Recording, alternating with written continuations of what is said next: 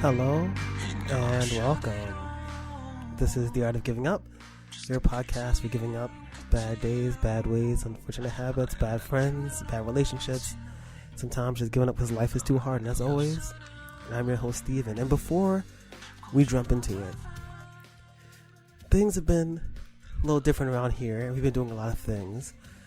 Going forward, starting next week, on Wednesday, it's going to be The Art of Giving Up. And we're going to be adding a new show to this channel, to this feed, with me and my little co-host, Chandler Phillips. They can't even hear you yet. I want to be heard. You're heard now. My little co-host, Chandler Phillips, with our new podcast, Was That in Good Taste? All right. So some weeks we're going to have 2 episodes. Does it taste like hot dogs? Yeah, it does taste like hot dogs. And soon it's going to be spun off into its own little channel. But for now, tune in, listen, and, well, as you can tell, I'm not alone. I'm joined by Cheryl. Cheryl, yeah. One name only. Yep.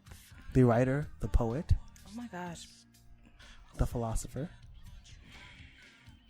With the mean face. Hello again, Cheryl. Hello. How you doing? I'm doing very well right now. Very well. So I'm going to tell you a story. I'm going to tell you and all of the ones of listeners, the tens. Ones? The hundreds. And the thousands. Oh, okay. About a little story. All okay. Right? So I was at work. As you know, I work. I serve people food. And two customers. You're hitting the mic. 2 customers who were regulars. They gave me a nice little tip. We were talking about this play on Broadway called Slave Play. Ooh, yeah, it sounds provocative, right? Yeah. And so whatever. They gave me the money so I can go see it. That was very nice. And you came with me. I did. And we went and we saw it. And it was great. It was great. So, but I decided that we should talk about it a little bit. And this is the new thing. I've never done a review of anything before. Well, it can't necessarily be a review because I still don't fully know what I thought about it. Well, there you go. I'm such a pro. I'm hitting the mic. I was going to hurt no. So, Slave Play, which, for the people who might have the ability, the possibility, the opportunity to go see it, is at the John Golden Theater, which is at 252 West 45th Street in New York City. I know you wish you were here. You a hater. It's all right. You're going to make me sing. You're going to sing? What are you going to sing? Songs. Anyways, go ahead. It was written by Jimmy O'Harris, who, so he had another play called Daddy that came out recently after the off-Broadway run of Slave Play, and about 6 or 7 months, I think it was maybe 8 months after Slave Play was off Broadway. It's on Broadway now, where he's the youngest person ever, and it's directed by Robin O'Hara.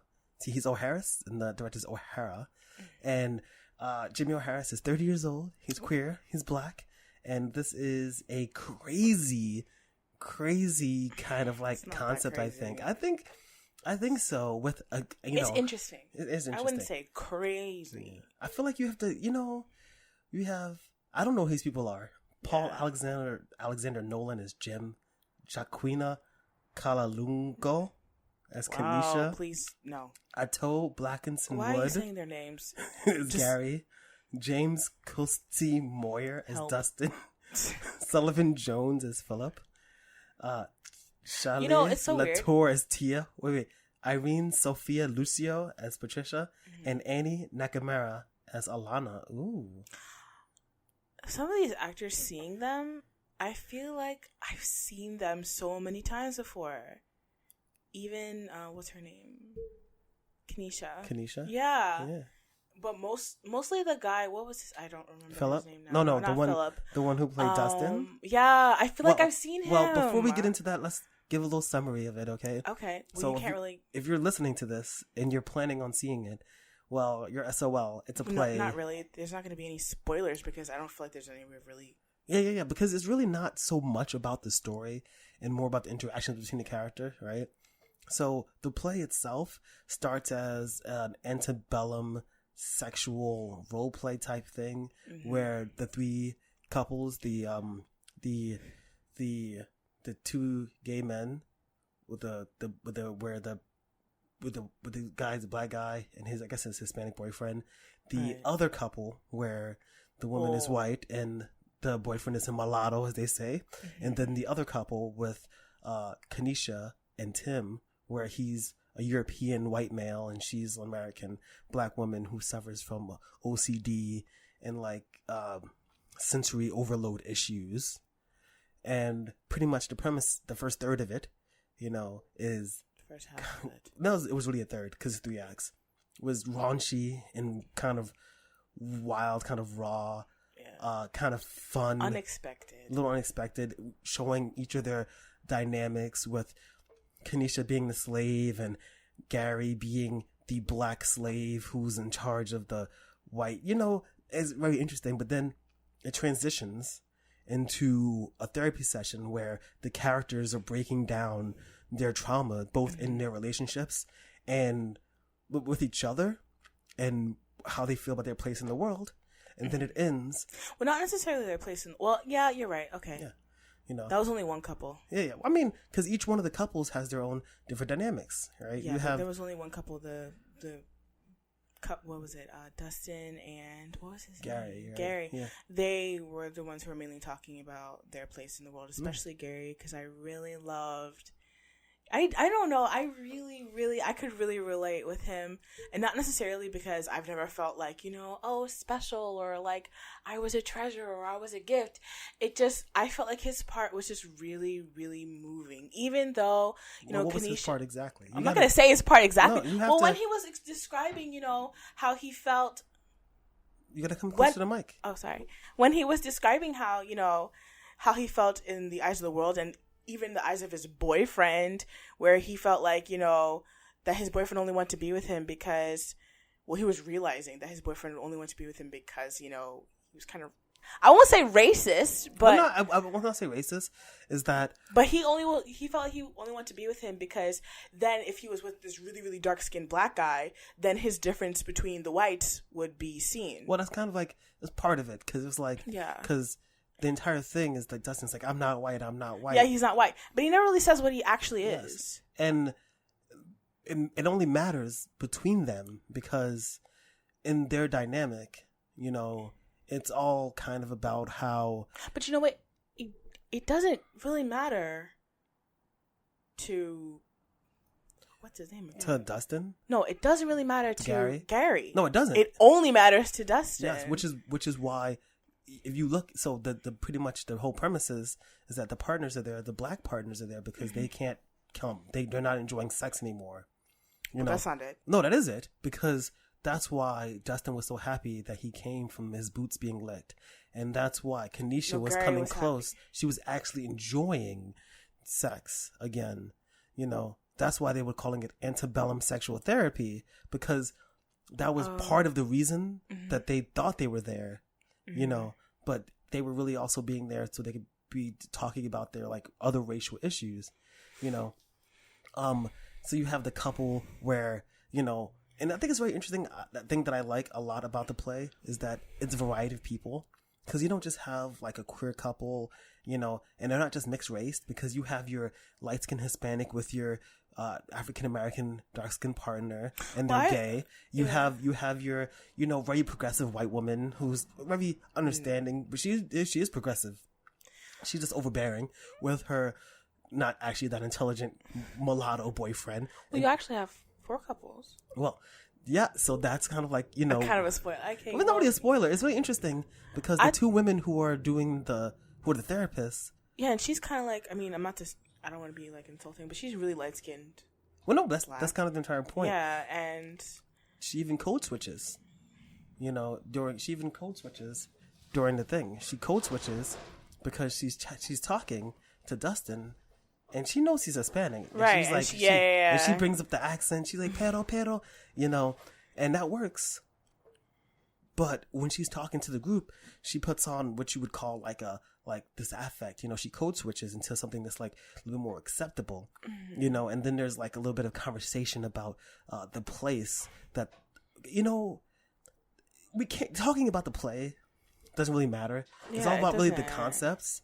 And to me, I think it's two things. It's about one, listening, because I think the play is about not just the racial differences between the partners. It's not really that the white people are evil, and that the black partners are angelic, but that when it comes to things that are inherent and systemic and kind of really deeply ingrained like that, the other partner needs to kind of step back, open up, and really allow the person in. Yeah, they need to be heard, and I don't think that, they'll ever be fully understood by their partner who's not necessarily, the same color as them, the same race as them. But several attempts would be nice, not to just completely blow it off like, oh, fuck, well, I'm never going to understand, so fuck off. What's the point? Because that's not what you do in a relationship. I mean, let's say we're both, black. And even in our relationship, I'm just saying, like, you have to be able to understand me. You have to be able to talk to me. Yeah. I want to be heard, whether or not my partner is white or whatever. Not to say that I would ever, if I had a white partner, honestly, I don't expect him to understand what I'm about completely. And honestly, I mean, not that I'm not trying to be racist, but like, I would never know what it's like to be white because I'm not fucking white. And so if he has struggles as a white man or whatever, which they do, they might. Okay, fine, sure. Could I fully, completely, and totally understand that? But it's not really your place to understand it, but it's our place to try. Right. But you know what? I mean, I guess that's the point, just to try, and that's how it ended. Yeah, because if you look at it, like, I think that the middle couple with the progressive white woman and her much younger, not that intelligent mulatto boyfriend, her whole entire thing, she always was speaking for him. Every time he was asked about his feelings, he didn't really express himself. It was all monosyllabic, right? It was always like, I'm fine. It's okay. But you know what? I feel like he doesn't seem the person who wants to really express himself. He doesn't. I don't feel like he knows how. Well, he didn't see, because as you continue into the play and you see how he realizes that he's only ever being seen as being Philip. He's never being seen as, like he was like the person said in his school. He's like, oh, look at that donkey dick. Another person was like, he's not a Negro. He's not a nigger. He's just Philip. And I really identify with that character because I grew up in Harlem and in the Bronx. And even though I'm just as black as everyone else, even though I'm just as poor as everyone else, just even though I've been chased at and people try to stab me and shot at me and all those things, like all these other people, because I read a lot, which is a weird kind of self-hatred thing but it's not really important. Like, when we were younger, I read a lot, and my mother made sure that I would be well-spoken so that, I don't know, white people would not think that I was, I don't know. And she named me James. How about just, she named me James instead of something maybe that she might have wanted to name me because she thought it would help me. It'd be better, better received. Better received, And I kind of understood where he was coming from because his name's fucking Philip. Until the last few years, it's like Jay-Z said in the story OJ. He's like, I'm not black, I'm OJ. Okay. And it's like, because no matter what you do, there's no escaping your blackness, right? There is no escaping it, and that doesn't really have to be a bad thing. But you being seen for everything you are, for example, if you're intelligent, you want to be seen for being intelligent. Right. If you are talented, you want to be seen for being talented. You want to be seen for everything that you are. But you are black. And you are also black. Right. And you also can't be anything else but black. Right. And it's weird and kind of... But it's weird the way you're saying it. What? And you're saying escaping. I feel like... Well, no, that's what people try to do. But people, that's what they... they try to escape their little... What? I don't know.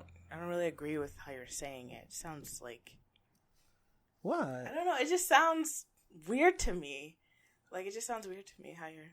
Well, that's what happens, man. People, but it's not on purpose. What happens is that, like, you just, people just don't know who they are sometimes, especially if you're not seen. But I mean, how about just, like, I don't know, like, being seen, like, oh, as a person. Like, I mean, I kind of, like, relate to Philip because it's just, like, I feel like throughout my life, I've just been seen as, oh, Cheryl, like, I'm me. And everything that comes with it is also me. Like, me doing what I want to do, me writing, me being Black. I'm just Cheryl. That's just all me. I don't think that people want to specifically be seen as like one, oh yeah, he's a writer, he's this, I don't know. Like, I don't really feel like people want to be labeled, even though, like, I think people just want to be seen as, oh, James, like, oh, that's just James. And I guess, I mean, because really the person in the locker room didn't necessarily see him as anything other than Philip until he had an issue with him. No. So remember, it's two people. He didn't say it out loud. Yeah, right. But he was saying that even though Philip was Black, that he's not a nigger. That's really what the other guy was saying. No, but I'm saying what the other person was saying, because according to Philip, everyone saw him as Philip. Yeah. But this one person who had a fucking problem with him because he was jealous of the fact that his penis was so big or whatever the case is. Then he saw him as a fucking nigger because, well, what the fuck? My penis is small, I guess. So now Philip's a nigger. Well, so here's the thing, and this is where the second character, this is where Alana and Philip's story becomes really important. It's because Alana's whole thing, she doesn't see race.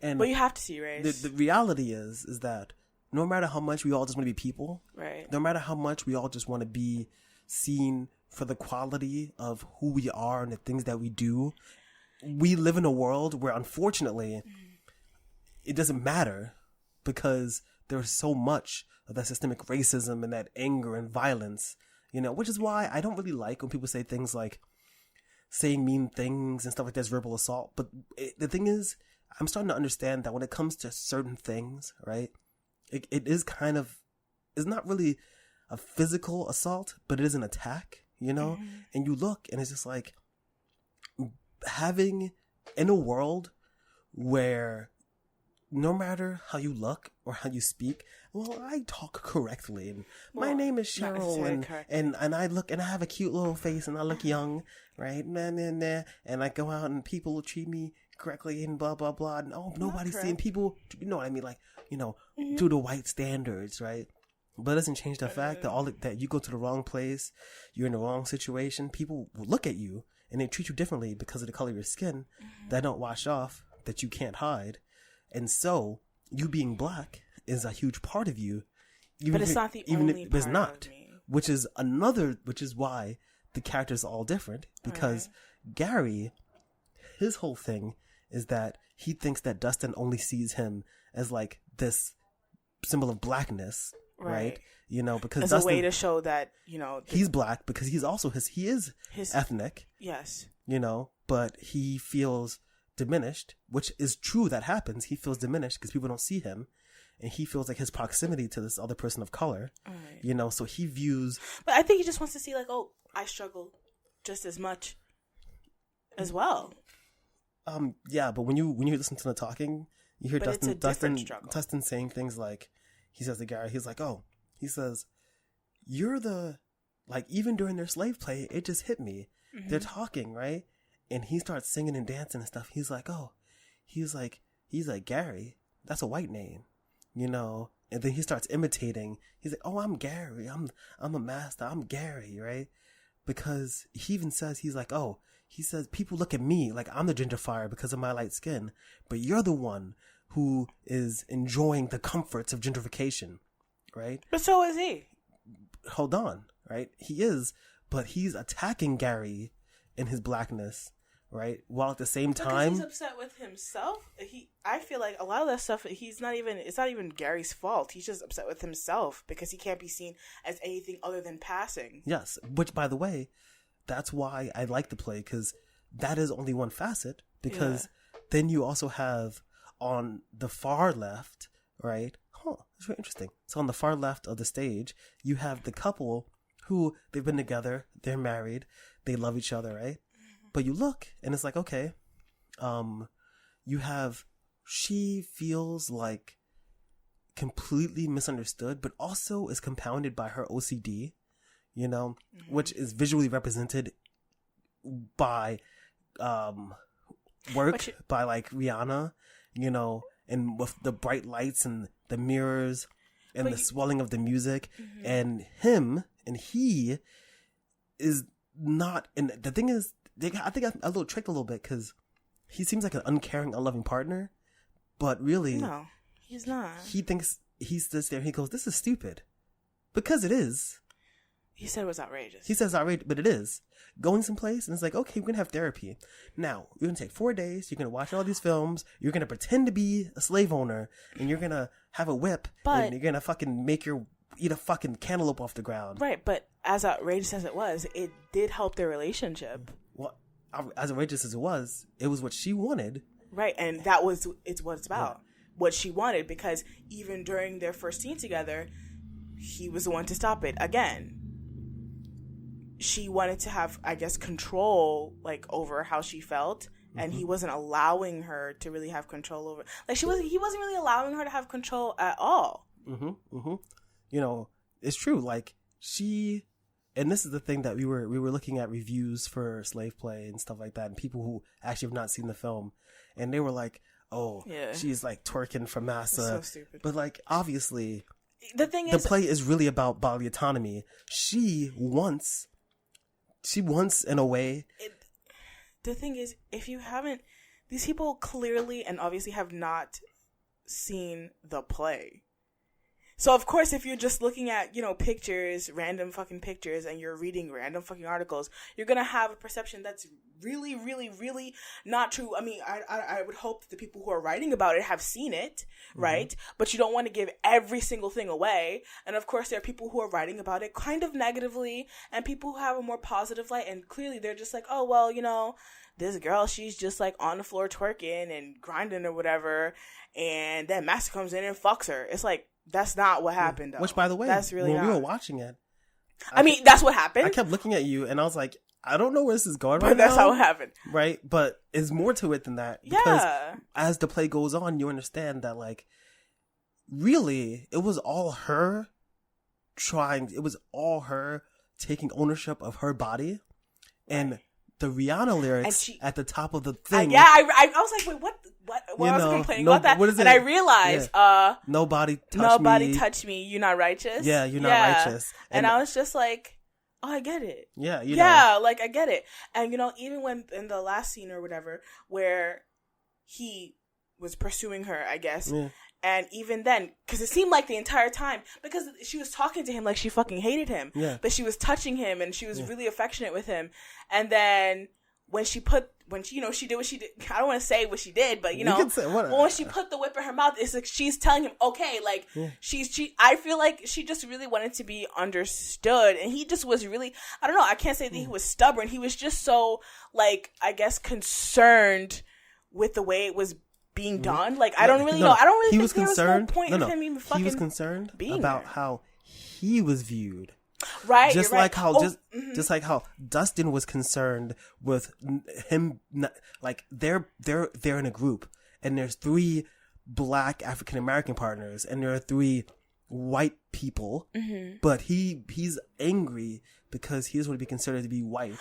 The point is, in that place, right? That's what it's about. It's not about him. It's not about exactly.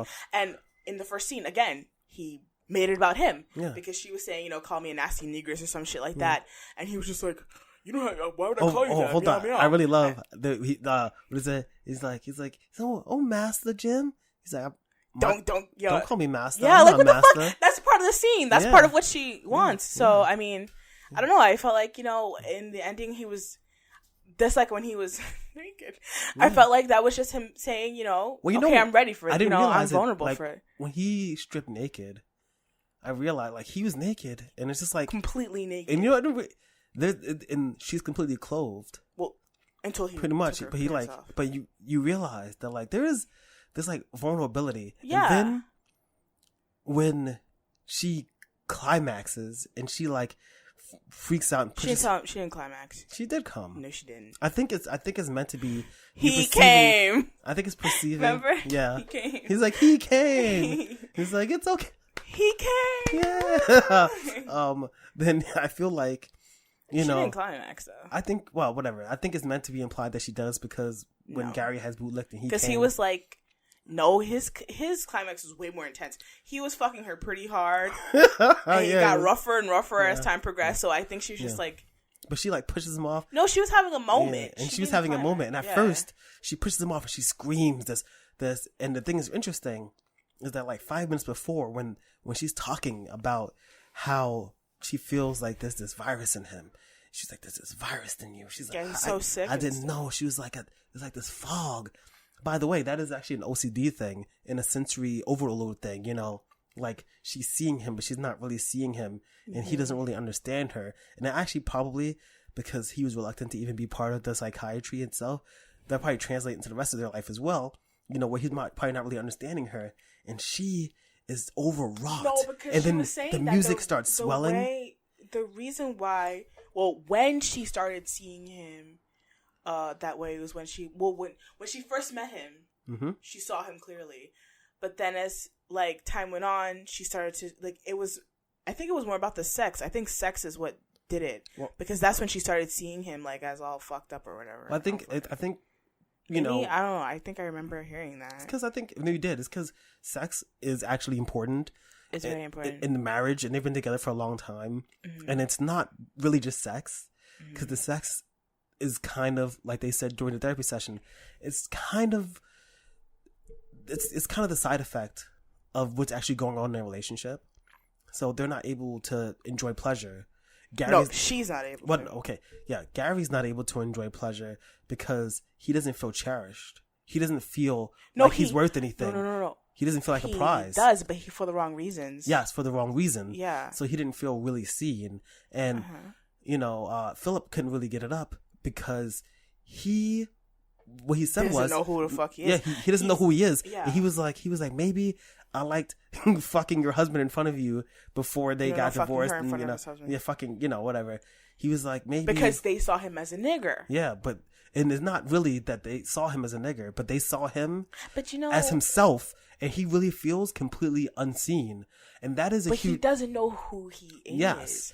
And it's just like the white men who are watching him, you know, I guess. But is that really fair to say that they saw him? Well, no. Like, he knows who he is, but because you even see he's confident in himself. He stands up, he's looking in the mirror, but there's a part of himself that he doesn't really understand and know because no one else has ever really acknowledged it or really cared about it. Except for that one guy in the shower. Except for that one guy in the shower, but it was negative. Right. You know? So, like, him being seen in the one way that no one ever sees him just did it for him, which is valid.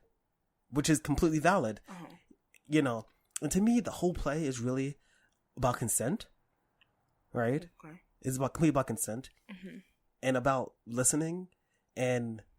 It's kinky as hell, but I think it's cool because the thing is, no matter what you want to do with your partner, as long as you are doing it open and honestly and communicating with them and being understanding, then it's all thumbs up. You know, she's fucking him in the ass with a dildo, the other dude is licking the other dude's boots.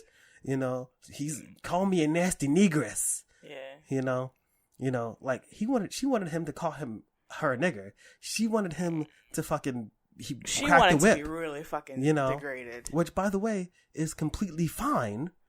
You know. Well, that's not what people on those YouTube videos will tell you. Because they don't know. That's fucking disgusting, and you should be ashamed of yourself for everyone to be called a nasty negress. Like whatever, be called whatever you want in your bedroom. It's so stupid. I know, but I don't know. Like that's so annoying. Because you know they've never seen it. And we both know that that's not what it's about. It's not. It's not what it's about. And it's just like, guys, you need to boycott this. Like, what the fuck? Yeah, what do you boycott? So wait a minute. So, you know, I guess maybe people don't realize because this is audio. But I'm black. You're black. We pretty black. If the light was off right now, we would be toasty. That's not even funny. Like, no, I'm being serious. People can't see us. we're black. So maybe people might be like, maybe people might listen to this and be like, well, there's these two listen, the person I work with, you know he said to me, on Sunday, Steve said to me, he was like, black people don't tip as good as white people. No, they don't. And that's not true. And it's not true. And that's some weird thing that's being perpetrated. First of all, and hold on, wait. And let me finish. You know what else he said? He was like, I know it's a fact. He goes, there's, because there's the other kind of, the black people with the with the gold and the stuff like that or whatever, and they tip well. And then the other black people. Wait, did I say that's true? Yeah, you did say that's true. I don't tip well. You don't tip well as a black person, but do you know why? Because you ain't got no money. No, bitch. Because if I don't feel like your service was great to me, then why the fuck should I give you any money? Okay, but that doesn't mean that all black people don't tip well. Okay, I should have said I don't. Yeah. No, I don't. Yeah, and unless you were like, he's the same person who told me that I was the the good kind of black man. Ooh, what's that? The kind that's not a nigger. What's a nigger? All right. Anyway, so I think that when it comes to media and the things we consume, and this is why I've changed a lot. But hasn't he ever thought that maybe they don't tip well because he's trashy? Yeah, he's garbage. Because I mean, clearly it's an issue. If and by all the way, black people as a person who serves, I'm gonna tell you something. The people who tip the least well are foreigners because they don't actually have that. He said that black people. Oh. He said black people don't tip because they don't go to restaurants and they don't know proper etiquette. What? No. They don't tip or they don't tip well? They don't tip. That's not true. That's so stupid to say. That's very ignorant. Wait, hold on, wait. So they don't tip, period, or they don't tip well? Either or, in his mind. But here's the thing. But guess what? Hold on. Excuse me. You don't have to tip at all if you don't fucking want to. It has nothing to do with No. It has nothing to do with being black. If I don't want to fucking tip you, it's not mandatory to tip. I don't care what anyone says. I don't have to fucking tip you. The fuck? I'm paying for a service.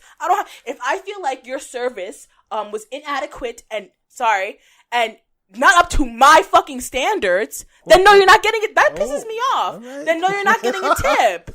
How about you, reevaluate your fucking service? Be better about it and maybe you'll get a better tip. It's not about me being black. That's ridiculous. You know what the problem is? I guess white people feel bad. They go into I don't think that's true at all. Like, what is hold the on, excuse? Because I'm going to tell you something. I don't get it. I'm going to tell you something. Everybody tips about the same. Well, okay. Everyone, I swear. That's okay. But I just think that what he's saying is fucking dumb. Because guess what? People don't have to tip. Do you know what everyone does, no matter what color they are? If they tip, they either tip like their change. And you're a shit tipper too. Excuse me, I tip good. Yo, you do not tip. Remember that time we were at Olive Garden? Hold on. Normally, when we tip, I tip 18%. No, hold on, pause. Stop yelling into the mic. Sorry. If 18% is $5, that's not my fault. Excuse you, sir. Because listen. Excuse me, sir. Don't yell. Like, okay. Oh, you mean that one time? There was several times. No, that one time I thought the service. I was really mad, and I tipped like $1. I think it was $1.99. Okay, I was so bad.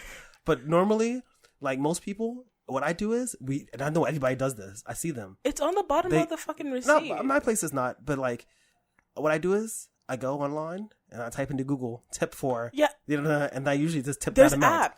There's apps. That's usually just what I do. And now, granted, the problem is not really with the consumer, the businesses they play the people more. That's a whole other thing. But I do try to tip well, But I think that it's whatever. I think that we need to consume. But if it's not deserved, then you don't have to tip, quote unquote, well. What is that? You don't have to tip at all. That's not what it's about. All right, just rein it in. I'm sorry. It's kind of annoying that you said that. Rein it in. Okay. It's about... He's racist. He's racist. It's about more than that, okay?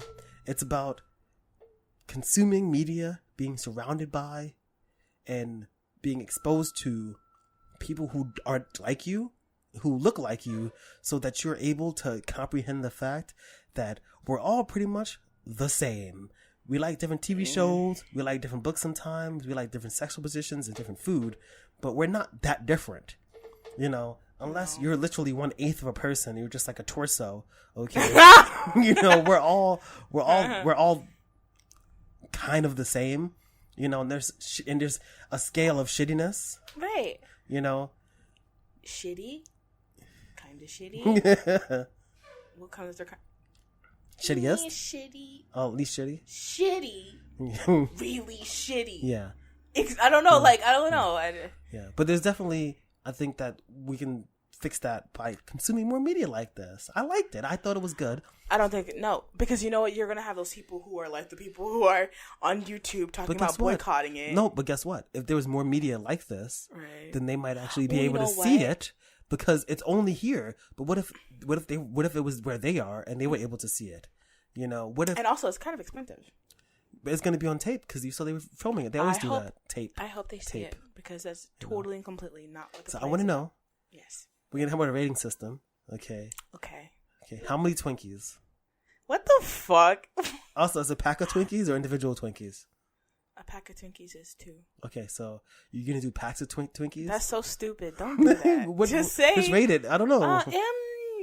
Out of. Let's do say 10 because that's easy. Okay, out of 5 packs of 5 stars. Okay. 4. 4? 4 out of 10? 4. So that's an 8. No. 8. 4 packs of Twinkies. 8.5. 8.5. 4 and 1/2. I really enjoyed it. So I enjoyed it, and I think I would enjoy it again if I saw it again. I would love to see it again. So where on a scale of 1 to 10, 1 is terrible, 5 is mediocre at best, 6 is slightly above average. I think 8 is a great score.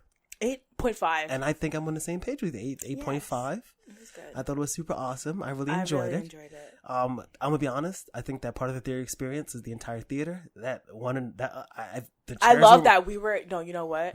I love that we were like almost the only black people in the theater at the time, or in the front. And we were dead center in the middle, and it was like the rest of the fucking front rows were like white as shit. Yeah, I like that too. It was nice to see in the mirror. I was like, ah. So I'm gonna give it an 8.5 as well. Okay, this has been. This is where I'm at. This has where been I'm sitting. Good. In front of you. Never mind. Look at us. We did a podcast. Uh-huh. We saw a play. You muted me. I didn't mute you. I put the music on because it's time for the podcast to end. Because this is the art of giving up, right? So I want to thank you. Thank you. I want to thank you and you. Thank you for joining me on this. Who's you and you? The people. The twos of people who listen. For you. The people. The people. I want to thank you for being here with me on my journey of self-improvement, of growth, of friendship and hope, of love and tacos and Twinkies. Wow. You don't even eat tacos. And plays. Please give feedback. Remember, I'm the worst. I have to do this. Click subscribe, okay? You gotta sub. You have to subscribe. Subscribe on like iTunes or Spotify. Click the button so you get the notification. Click the bell. Ring the bell. Oh, I put this on YouTube too. So hit subscribe. Remember, ring the bell. Smack like. Please get feedback, comments on iTunes, on Stitcher. The podcast is everywhere. Please subscribe. Come back for more content. It's going to get better every single week. You can always reach out to DA Art of Giving Up on Twitter, The Art of Giving Up, Art of Giving Up on Instagram, or Art of Giving Up Podcast at gmail.com. Listen out next Friday for Was That in Good Taste featuring Chandler Phillips. If it tastes like a hot dog, what? It's in good taste because hot dogs taste good. The answer to Was That in Good Taste is always no. And I'm your host, Steven. And you were Cheryl. And thank you. And as always, we're all moving towards one and one thing only. You gonna say it with me this time? To be called a nasty negress. A nasty negress. Peace. Peace. Peace.